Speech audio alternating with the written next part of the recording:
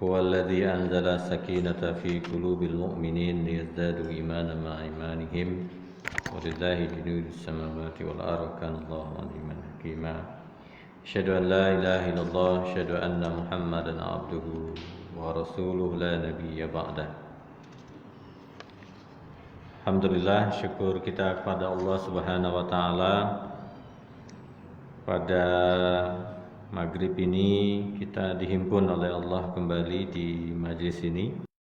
Kita laksanakan salat maghrib berjamaah. Kita lanjutkan kajian insyaallah sampai Isya insyaallah. Semoga kajian kita ini diberkahi oleh Allah Subhanahu wa taala. Serta salawat dan salam marilah kita mohonkan semoga tercurah kepada baginda Nabi Muhammad sallallahu alaihi wasallam sebagai uswah dan qudwah hasanah buat kita semua. Bapak-bapak, ibu-ibu yang dimuliakan oleh Allah, alhamdulillah walaupun kondisinya sedang hangat gitu ya. Hangat dengan zona-zonanya, alhamdulillah masih bisa membersamai Bapak Ibu semua, kita semua. Semoga wabah ini kita berdoa kepada Allah angkat dengan caranya Allah Subhanahu wa taala. Kalau mungkin kita berharap kepada manusia, tetap kita berharap kepada manusia dengan solusi-solusi yang manusia ajukan, tetapi yang harus kita yakini bahwa wabah ini walaupun ada yang pro dan kontra, ada yang pro, ada yang kontra dan macam-macamnya, tapi di luar semua itu kita berkeyakinan kita pingin alam nasrah laka sadrak wa wada'na anka wizrak. Jadi Allah yang meletakkan, biar pula Allah yang mengangkatnya. Wa rafa'na laka dzikra fa inna ma'al usri yusra, inna ma'al usri yusra. Jadi kalau kita berharap kepada manusia, sebenarnya Allah sudah memberikan gambaran bahwasanya fa inna ma'al usri. Jadi al usri di sana menggunakan alif dan lam. Usr itu artinya kan kesulitan. Benar Bu, kita kesulitan hari ini. Ya, jadi al-usri itu sesuatu yang sifatnya makrifah. Makrifah itu sesuatu yang memang tidak banyak. Nah, tapi innama al-usri yusra. Ya, usra yusranya ini jauh, bentuknya adalah maknanya umum. Artinya sempitnya itu sedikit, tetapi solusinya banyak. Itu yang harus kita yakini. Yang kedua, Allah ulang lagi, innama'al usri yusra. Sama. Yang pertama pakai alif lam, yang kedua bentuknya tanwin. Tanwin itu kalau tanwin ada kata benda yang sifatnya bertanwin, baik domatain, tahu domatainnya Pak? Yang ada buletannya double itu namanya itu dommatain. Kalau dulu kita belajar Quran ya, kalau di kampung saya alif 2 di atas alif 2 di bawah alif 2 di atas un itu namanya dommatain. Yang begitu-begitu kalau kata benda, dia itu sifatnya nakirah yang sifatnya masih sangat general. Maksudnya apa? Allah ulang 2 kali, masalahnya sama, tapi solusi yang Allah berikan sesuatu yang luas. Itu yang harus ada di hati kita ini. Apapun yang Allah letakkan kepada kita hari ini, ada keyakinan dalam hati kita bahwasanya Allah jauh lebih membukakan solusi lebih lebar daripada masalah yang kita hadapi. Yang kedua, iman kita harus jauh lebih tinggi dibandingkan akal kita. Jangan sampai akal kita lebih rendah daripada iman kita. Ketika akal kita lebih tinggi daripada iman kita, kita akan terus berasumsi. Kira-kira. Nah, nanti akhirnya pusing sendiri. Nah, baik, kita lihat baginda Nabi Muhammad sallallahu alaihi wasallam. Dulu sudah kita sampaikan bahwa dakwah Nabi setelah diangkat menjadi nabi itu, Nabi kan berdakwah hanya berdua, ya, ada istrinya, ada Nabi. Coba, yang dihadapi berapa orang? Ribuan orang. Coba, jenengan kalau disuruh begitu itu berdua sama istri ditaruh di Irian Jaya sana, di tengah hutan, disuruh berdakwah berdua suami istri. Seluruhnya mungkin non muslim gitu ya, dan memusuhi kita. Kira-kira berapa hari tahan di sana? Nah, paling seminggu mulai tadi. Teman-teman yang hebat itu teman-teman Hidayatullah. Jadi mengutus dai-dainya kemana, dan itu luar biasa. Jadi bertahan. Ada yang teman istri saya itu menikah dengan kepala sukunya Irian Jaya. Untuk apa sebenarnya? Untuk dakwah. Jadi anak-anak kita, kalau hanya kita persiapkan mereka hanya untuk wilayah dunia, dia akan hanya di pikirannya ini hanya dunia. Jadi dokter, jadi insinyur. Terus siapa yang memikirkan dakwah ini? Nah, mestinya wal takum minkum ummatun yad'una ilal khair. Harus ada yang memikirkan, harus ada yang mengambil porsi itu. Berat, Ustaz? Iya, pasti berat. Kenapa berat? Karena dia hanya berpikir dengan akalnya, dengan keterbatasan akalnya.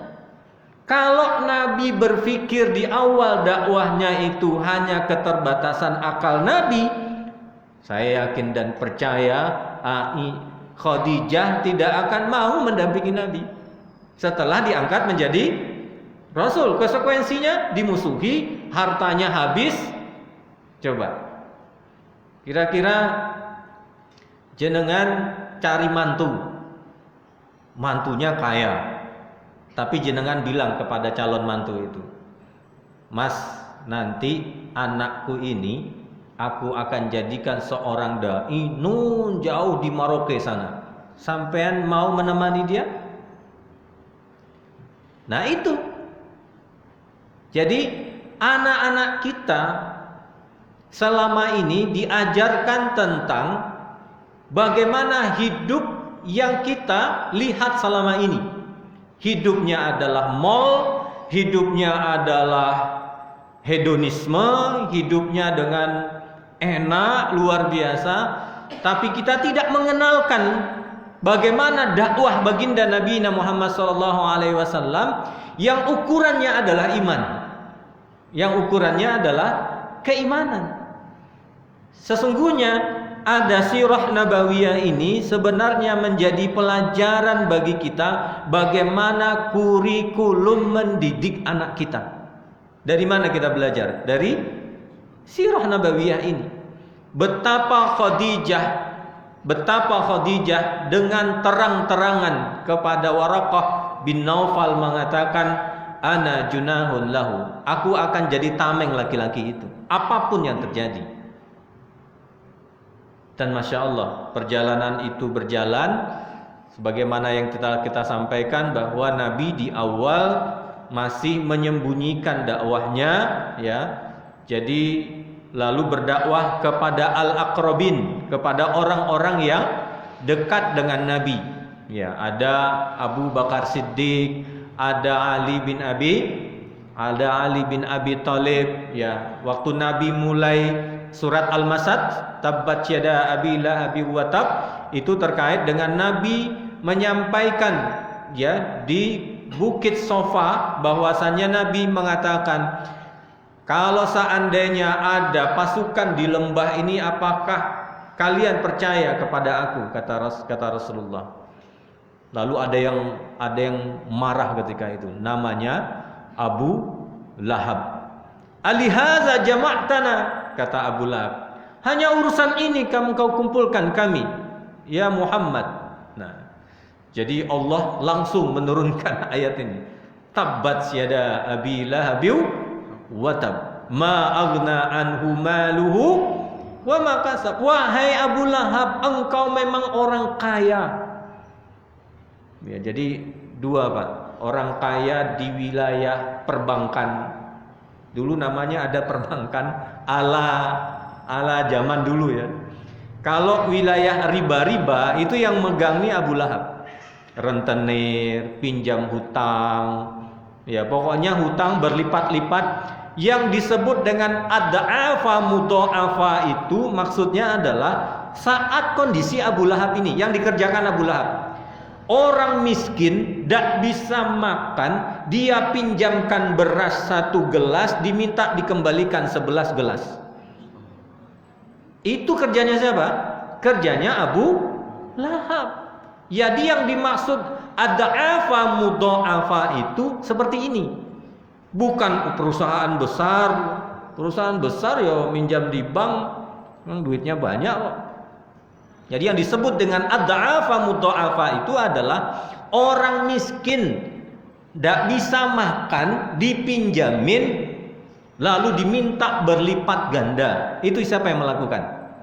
Abu Lahab. Semua itu rentenirnya, salesnya itu kerjanya. Nah, makanya Abu Lahab itu pingin menikahi Khadijah. Nabi Khadijah tidak mau. Kenapa? Karena dia berpikir, kalau aku mengambil wilayah rentenir, lalu Khadijah di wilayah retail, maka kota Mekah utuh. Untuk siapa?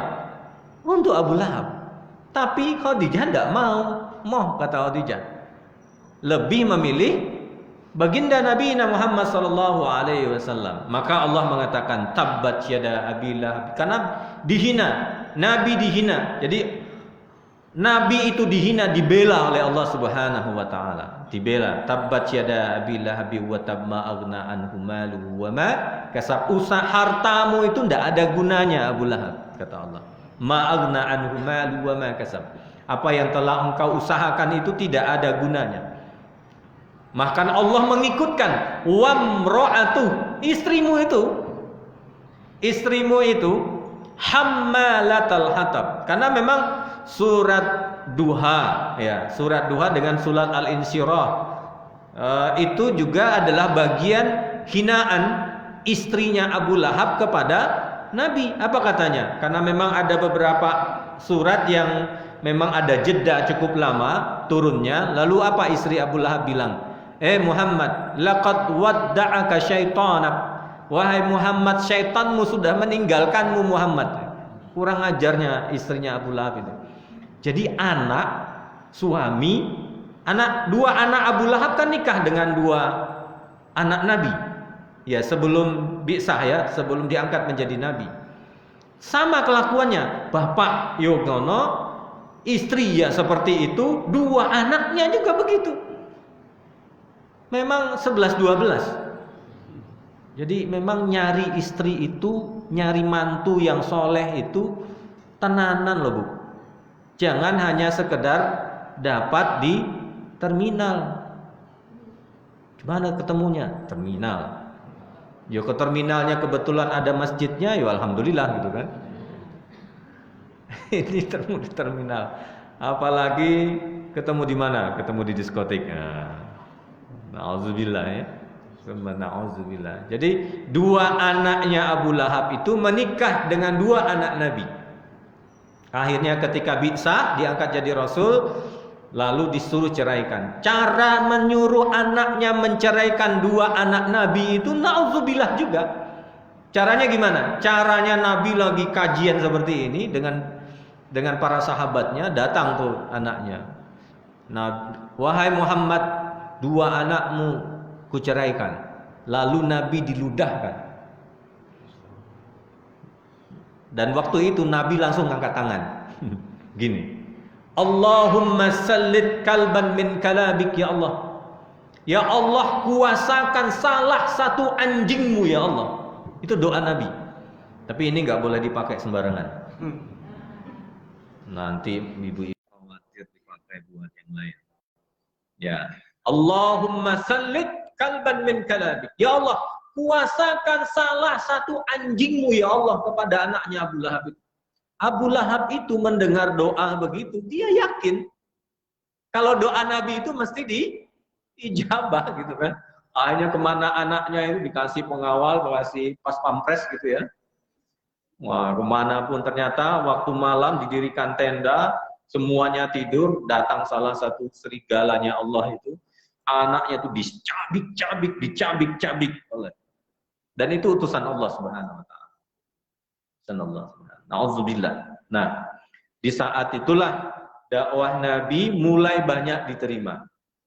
Jadi mulai setelah diumumkan, lalu Umar bin Khattab masuk Islam, ya, setelah itu dakwah mulai namanya dakwatul jahriyah. Dakwah yang sifatnya terang-terangan. Ya, jadi tidak disembunyikan tapi terang-terangan. Resikonya pasti, resikonya salah satunya seorang wanita yang bernama Sumayyah, ya, Sumayyah keluarganya Yasir ini, apa yang terjadi? Auzubillah ya, besi yang panas itu ditusuk dari duburnya sampai ke lehernya. Dan Nabi ada di situ, ada Nabi di situ. Apa kata Nabi? Fasbir min ahlil Yasir. Wahai keluarga Yasir, bersabarlah. Itu hanya fisik. Nanti kita akan bertemu dengan Allah Subhanahu wa taala. Indahnya orang mukmin itu, Pak. Indahnya orang mukmin itu, dia itu tidak berpikir terlalu terlalu rumit tentang dunia ini. Kenapa? Kenapa dia tidak terlalu rumit melihat dunia ini? Karena bagi dia hakikat kebahagiaan yang ingin dia capai dari perjalanan di dunia ini adalah pertemuan dengan Allah dan Rasulnya. Tidak ada yang lain. Tidak ada yang lain. Lihatlah Imam Syafi'i, Imam Malik, bahwa imam-imam itu. Ya, ada Syekh Hamdan namanya. Beliau ini seorang guru Quran. Jadi kalau mau setoran Quran itu 5 orang. 5 orang. Jadi Syekh Ali Jum'ah itu datang ke beliau. Heran. Loh kok bisa Syekh? 5 orang sekalian setor sama dia gitu kan. Lalu diperbaiki. Kalau ada yang salah, 5 orang yang setoran ini, ada yang juz 30, 29, 28. Pokoknya 5 orang sekali didengar. Syekh Ali Jum'ah itu komentar, kok bisa ya? Katanya gitu. Kok bisa ya? Kata beliau ini mengatakan, aku itu melihat Al-Quran itu hanya seperti satu baris saja. Melihat Quran itu seperti satu baris saja. Kenapa? Karena di pagi hari, di siang hari dia 1 kali khatam, di malam hari 1 kali khatam. Jadi 1 hari berapa khatamnya? 2 kali. Bukan khatam 30, khatam juz 30. Tapi khatam 30 juz. Ya beda dengan saya, maksud saya. Kalau dengan ibu-ibu saya yakin. Saya yakin. Malah ibu-ibunya yang ketawa. Jadi bapak-bapak, ibu-ibu yang dimuliakan oleh Allah Subhanahu wa taala, maka tidak heran para nabi itu, para sahabat, para tabi'in itu di hati mereka ini hanya bagaimana cara pertemuan dengan Allah dan Rasulnya, ma'a suhada, ma'an nabiyyin, ma'as syuhada'i wassalihin wa hasuna ulaika humur rafiqah. Di hati mereka itu hanya pingin ketemu dengan para nabi, pingin ketemu dengan para syuhada, dan wahasuna ulaika humur rafiqah. Sebaik-baik teman ini mereka ini. Nah, jadi istri saya itu tanya, saya itu kok nggak pernah bertemu dengan bapak sama ibu ya? Maksudnya pernah ketemu jarang ya? Mimpi maksud saya. Bapak ibunya kan sudah meninggal, tapi jarang ketemu gitu. Jarang ketemu di dalam mimpinya. Kalau saya sering, saya bertanya ke istri, memang pernah berdoa ingin ketemu dengan bapak dan ibumu? Ah, itu yang mungkin lali. Mendoakan orang tua iya, tapi pingin ketemu, berdoa pingin ketemu itu enggak. Nah, jenengan berdoa minta syafaat Nabi, ya kan? Tapi apakah jenengan bersungguh-sungguh, kita bersungguh-sungguh ingin bertemu dengan Nabi di dalam mimpi? Nah, tentu tidak akan pernah dipertemukan kalau tidak ada keinginan untuk bertemu. Jadi saya di Ramadan yang kemarin itu, di awal mulai Ramadan, ya Allah, liqa'an nabi wa liqa'ar rasul, liqa'an nabi wa liqa'ar rasul. Ya Allah, pertemukan aku dengan nabi dan rasul, ya Allah. Di awal mulai Ramadan. Apakah Allah pertemukan? Allah pertemukan. Allah pertemukan. Tapi benar-benar, makanya saya bilang sebelum Ramadan dahulu, Ramadan ini ambillah satu doa yang jenengan ingin dawamkan doa. Mesti Allah ijabahi. Mesti Allah ijabahi. Allah ijabahi. Jadi Nabi itu begitu. Jadi mulai dakwah jahriyah, para sahabat itu disiksa sedemikian rupa, termasuk di dalamnya ada Bilal bin Rabah. Bilal bin Rabah itu kan diseret sama tuannya, disuruh buka bajunya, lalu diletakkan di pasir, diseret, lalu di atasnya ditaruh batu besar. Jenengan jam 12 siang tanpa sendal coba di aspal sana. Jalan aja lah dari sini kira-kira sampai ke Jalan Baru gitu ya. Kira-kira gimana rasanya? Panas luar biasa. Panas luar. Apa kata Bilal bin Rabah ketika itu? Ahad. Ahad. Ahad. Sebenarnya para mufasir menjelaskan kenapa Bilal bin Rabah itu mengucapkan ahad.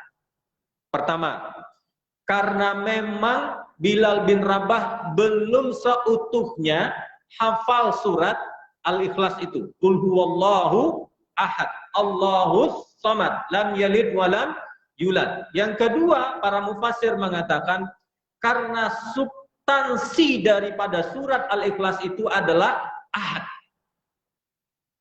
Ya, substansi dari surat Al-Ikhlas itu adalah ahad itu sendiri.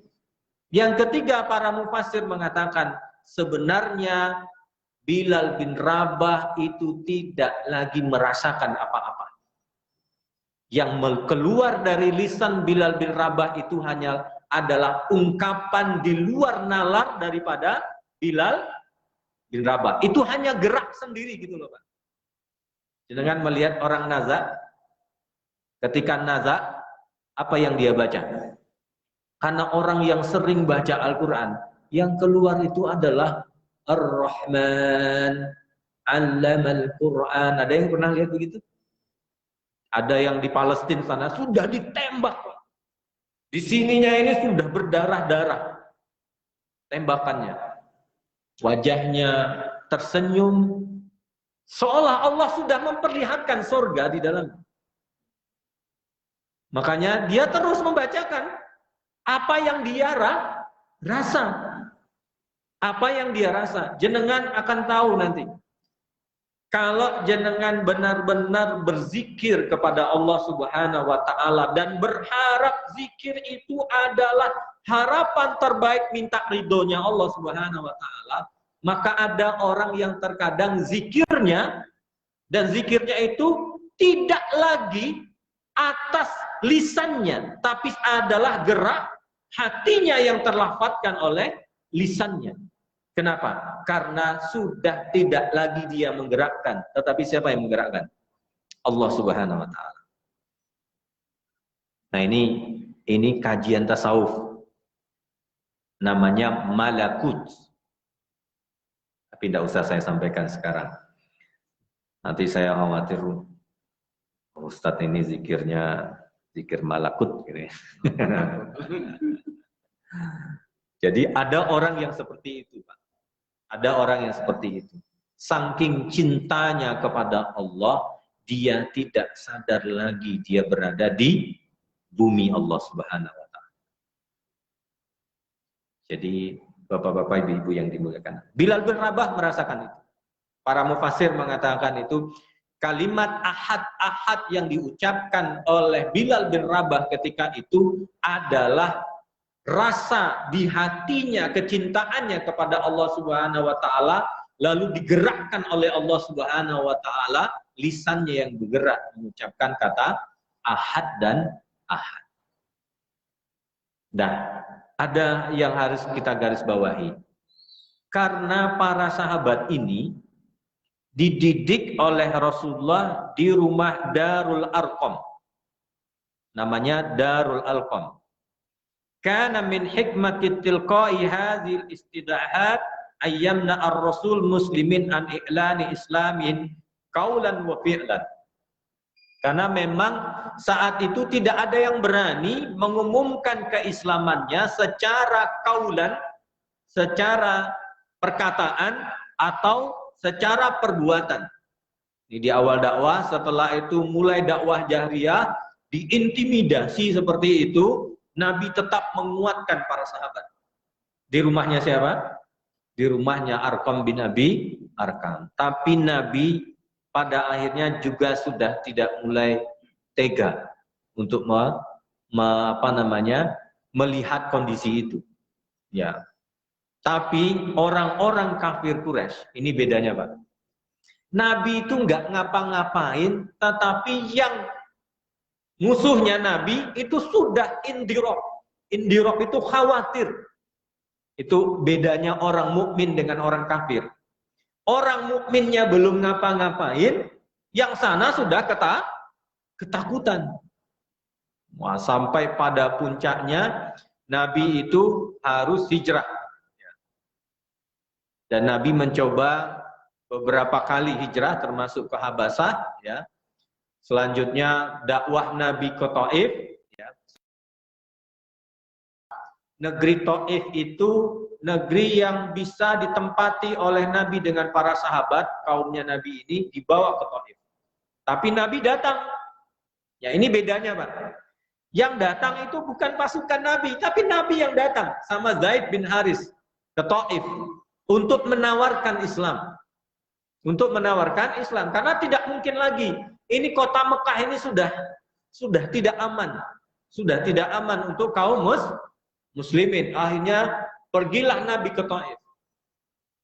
Pergi Nabi ke Taif, sampai di sana itu berharap Islam bisa diterima, tetapi apa yang terjadi? Anak-anak muda Taif ini diprovokasi untuk melempari baginda Nabi Muhammad SAW. Zaid bin Haris bercerita, kala itu Nabi itu berdarah-darah, aku pun berdarah-darah. Jadi kami itu, kata Zaid bin Haris, merangkak keluar dari kota Taif itu, merangkak keluar sampai ke kebunnya Rabi'ah, kebun anggurnya. Ke kebun anggurnya. Dan itu dirasakan oleh baginda Nabi. Tapi itulah seorang nabi, Pak.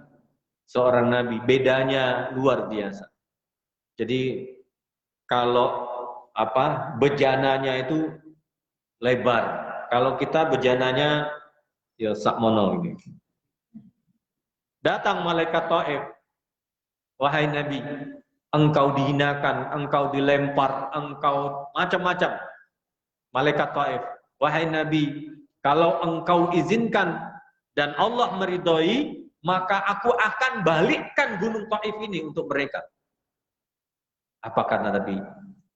Innahum qaumun la ya'lamun. Jangan, mereka itu enggak ngerti.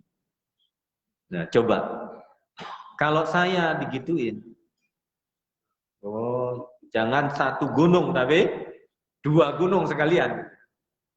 Tapi Nabi enggak begitu.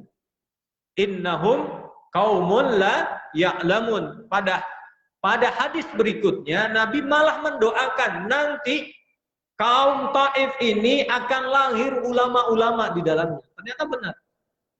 Dari Taif lah banyak pejuang-pejuang dakwah nanti berikutnya dan berikutnya. Nah, mulai dari Taif lah Nabi kembali ke kota Mekah karena tidak mungkin lagi. Lalu ada satu keluarga yang menjamin Nabi. Jadi orang Mekah ini itu persuku-suku, Pak. Ada suku Quraisy, ada suku ini, ada suku itu. Nah, ada yang memang dekat dengan Nabi. Maka ada yang memberikan jaminan kepada Nabi untuk bisa masuk kembali ke kota Mekah. Nah, mereka ini, orang-orang kafir ini, melihat dakwah Nabi ini sudah terus berkembang, mereka melakukan negosiasi, sampai pada titiknya surat Al-Ikhlas itu turun. Qul huwallahu ahad. Karena menawarkan apa? Menawarkan tasamuh, toleransi di dalam Islam. Padahal tidak ada toleransi dalam Islam. Apalagi wilayah akidah. Mereka mengatakan, udahlah Nabi, ini ajalah. Kalau engkau ingin jadi orang kaya, kami akan jadikan engkau orang kaya. Kalau ingin engkau punya istri 10, ambillah dari 10 wanita tercantik Quraisy, kami akan nikahkan dengan engkau Nabi. Apalagi kurangnya. Dan kami berharap seminggu beribadah di tempat kami, seminggu beribadah di tempat engkau Muhammad. Nah, akhirnya apa yang terjadi? Nabi diam aja. Sampai Allah menurunkan surat Al-Ikhlas. Qul huwallahu ahad. Allahus samad. Lam yalid walam yulad walam yakul lahu kufuwan ahad. Tidak bisa.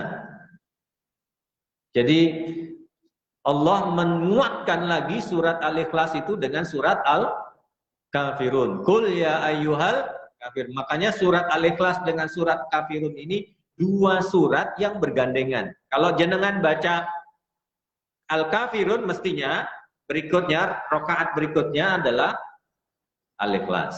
Kenapa? Karena ini 2 hal. Maka di ujung ayatnya lakum dinukum waliyadin. Maka surat Al-Ikhlas ini membelajarkan kita bahwa tidak ada toleransi di wilayah akidah. Tidak ada, Pak. Toleransi di wilayah akidah nggak ada. Jadi kita seminggu ke masjid, seminggu ke sana, nggak boleh. Ya, tidak diperbolehkan. Toleransi di wilayah-wilayah yang lain boleh. Silakan. Muamalah, berdagang dengan orang Cina, berdagang dengan siapa saja tidak ada masalah. Tetapi dalam wilayah-wilayah akidah, la tasamu fil akidah. Tidak ada toleransi di wilayah akidah. Tidak ada. Lakum dinukum waliyadin. Islam ini memegang satu prinsip, la ikraha fid din. Tidak ada paksaan untuk masuk Islam, tidak ada paksaan. Kalau ingin masuk Islam silahkan. Kalau tidak, ya nggak ada masalah. Tidak ada masalah. Makanya Islam ini lebih rahmatan lil alamin.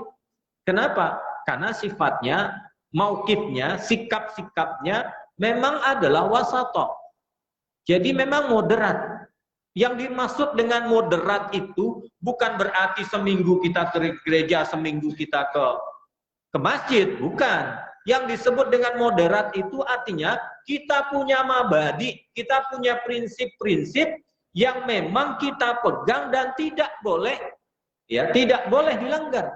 Apalagi wilayah-wilayah akidah. Dan akhirnya puncaknya Nabi mau dibunuh.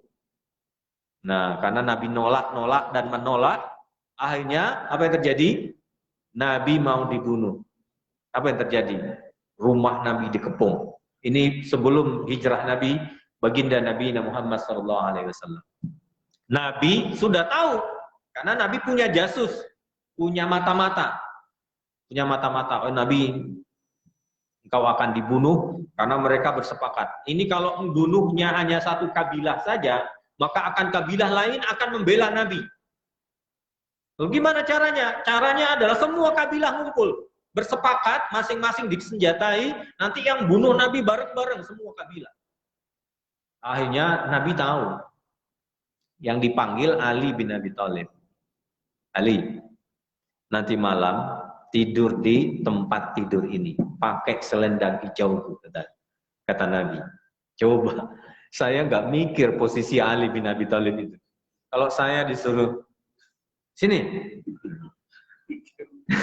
kamu tidur di sini. Terus Nabi mau kemana?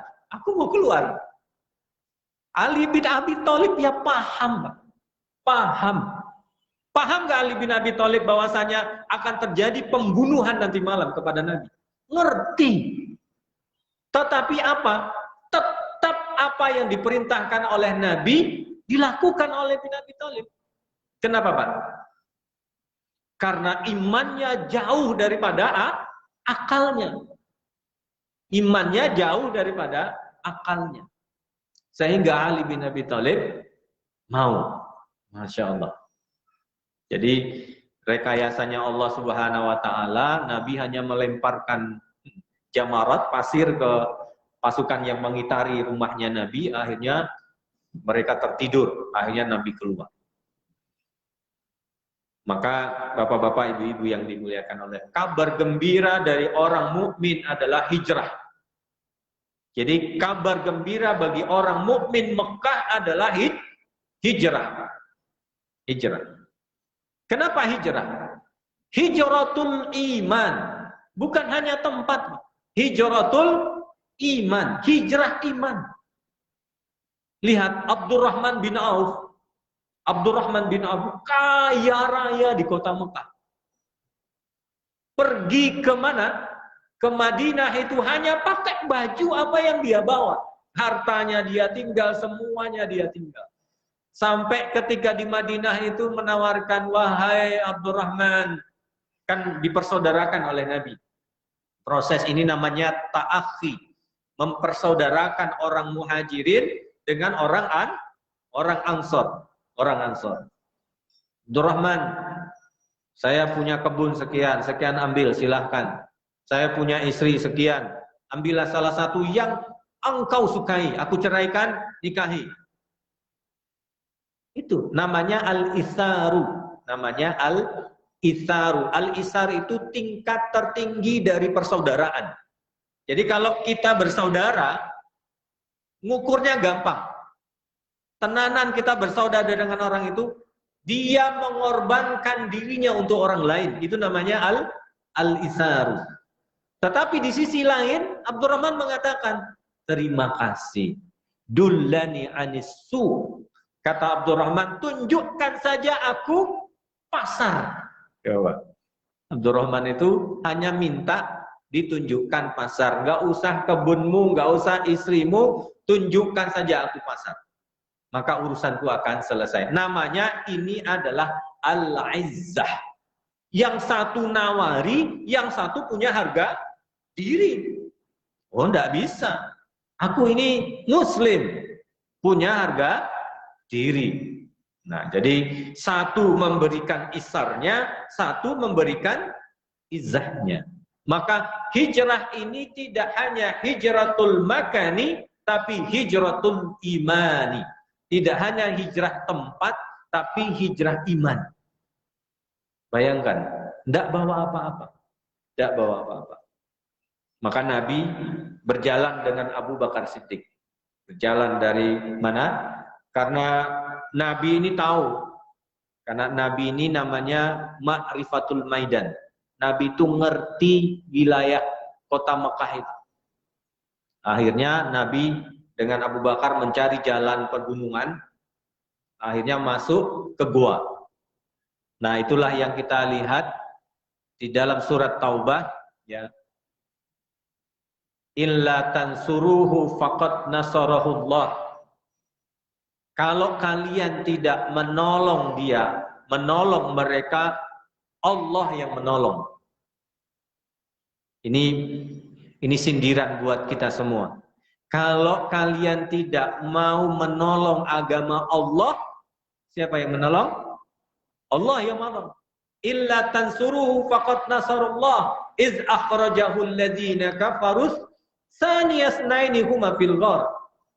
Dua orang di dalam gua, mantu dengan mertua. Abu Bakar ini kan mertua, Rasulullah mantu.